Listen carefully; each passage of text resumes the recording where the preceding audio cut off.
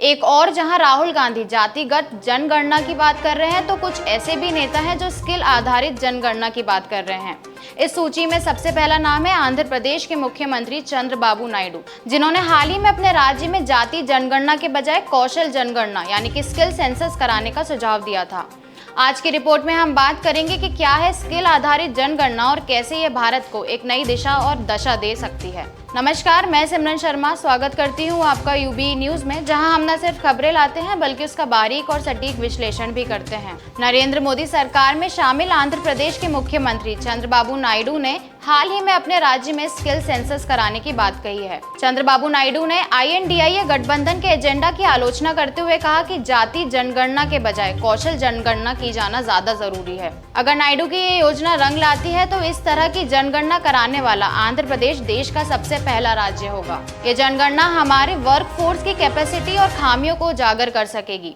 माना जा रहा है कि नायडू की इस पहल से मानव संसाधन का भरपूर इस्तेमाल किया जा सकेगा। सोशल मीडिया पर नायडू की इस पहल का स्वागत किया जा रहा है। ज्यादातर लोग इसे पूरे भारत में लागू करने की बात कर रहे हैं। दरअसल आज जब हर और जाति जनगणना, धर्म आधारित जनगणना की बात हो रही है, तो ऐसे में नायडू की यह पहल बेहद क्रांतिकारी साबित हो सकती है। एक्सपर्ट के अनुसार नायडू की यह पहल इतनी अच्छी है कि ये पूरे देश के लिए नजीर बन सकती है।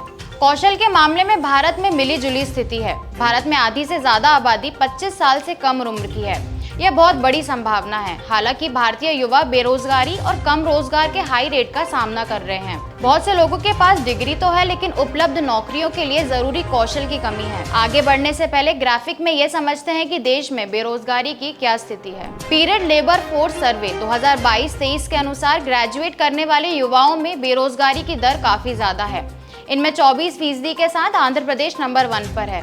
वहीं बीमारू राज्यों में बेरोजगारी दर 16.6% के साथ बिहार, 11% के साथ उत्तर प्रदेश, 9.3% के साथ मध्य प्रदेश और 23.1% के साथ राजस्थान है। स्किल सेंसस से हम सटीक रूप से पता लगा सकते हैं कि देश भर की अलग अलग इंडस्ट्री में किस तरह के कौशल की कितनी कमी है। इसे हम ट्रेनिंग देकर पूरा कर सकते हैं। मान लीजिए किसी इंडस्ट्री को आर्टिफिशियल इंटेलिजेंस से ट्रेंड लोगों की जरूरत है। ऐसे में हम ज्यादा लोगों को AI की ट्रेनिंग देकर उस इंडस्ट्री की जरूरत पूरी कर सकते हैं। स्किल सेंसस से वैश्विक स्तर पर किन स्किल्स की डिमांड ज्यादा है इसका पता लगाया जा सकता है। इससे कोई भी देश अपने वर्कफोर्स को ट्रेनिंग देकर इससे ज्यादा प्रतिस्पर्धी बना सकता है। दिल्ली यूनिवर्सिटी में प्रोफेसर राजीव रंजन गिरी के अनुसार नायडू की इस पहल का पूरे देश में स्वागत होना चाहिए।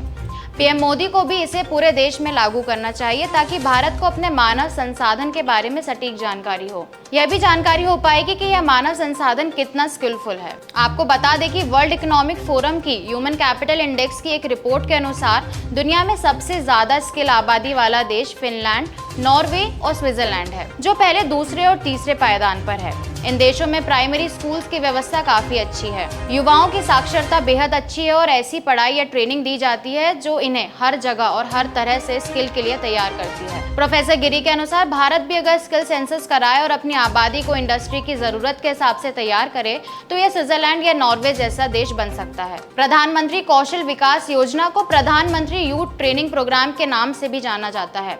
भारत सरकार ने इस योजना को जुलाई 2015 में शुरू किया था। इस योजना के तहत 2020 तक 1 करोड़ युवाओं को प्रशिक्षण यानी कि ट्रेनिंग देने की योजना बनाई गई थी। इस योजना का मकसद ऐसे लोगों को रोजगार मुहैया कराना है जो कम पढ़े लिखे हैं या बीच में स्कूल छोड़ देते हैं। इस योजना में 3 महीने, 6 महीने और 1 साल के लिए रजिस्ट्रेशन होता है।